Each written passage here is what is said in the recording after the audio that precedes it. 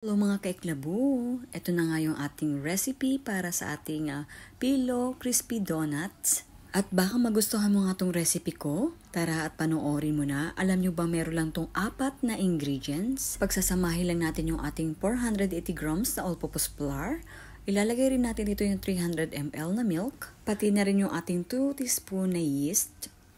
At yung ating 85 grams na unsalted na butter.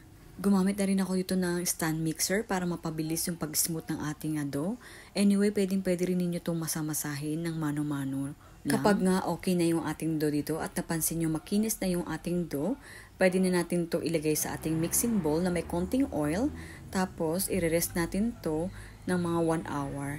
Huwag nyo na rin kalimutan na takpan ng plastic. Then, after 1 hour, ito na nga yung ating dough. Nag-double size na nga siya. So, ang gagawin natin to ay mamasahin ulit natin to. Lalagyan lang natin ng konting all-purpose flour. Tapos, gagamit tayo dito ng rolling pin. Tapos, hahati-hatiin lang natin ng size na ganyan. At mas maganda na kapag ka niro-rolling pin niyo to, huwag niyo masyadong nipisan. Yung saktong medyo may konting kapal. Yan, ganyan kapal na makikita natin sa ating dough. Kasi kapag nire-rest ulit natin to, mas maganda kasi kapag lumalaki yung ating dough dito. Nire-rest muna natin ulit to ng 1 hour ulit. So after 1 hour, ito na nga yung itsura ng ating dough. Nag-double size ulit siya at medyo lumaki. Ang gagawin pala natin dito, pipirituhin lang natin to. So naka-ready na pala yung oil ko dito. Medyo mainit na yung oil ko dito kaya nilagay ko na yung itong ating mga dough.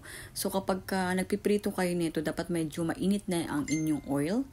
So, ito na nga. So, ganyan na. Pagka medyo napapansin natin na medyo lumulobo-lobo siya, baliktad-baliktarin lang natin siya.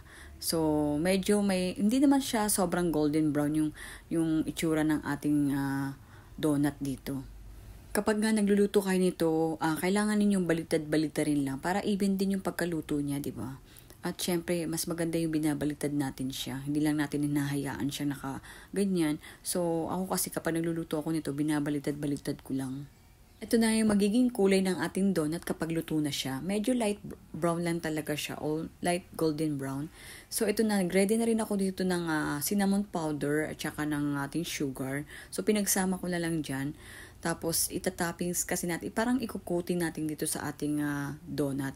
So, habang mainit pa nga ito, nilagay ko na nga dito sa ating sugar na may kasamang cinnamon powder. Ngayong unang batch na ginawa ko, medyo hindi ako naging happy kasi medyo naparami ang paglagay ng ating cinnamon powder tsaka sugar. Kaya ang ginawa ko, tinransfer ko siya ulit dito sa ating mixing bowl.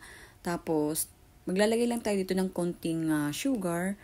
Tapos, ang inisip ko na lang talaga na alug-alugin na lang siya. Tatakpan natin kasi ito ng plato. Tapos, aalug-alugin na lang natin. Para less yung na ilalagay natin pang coating. Para ayoko rin kasi masyadong matamis.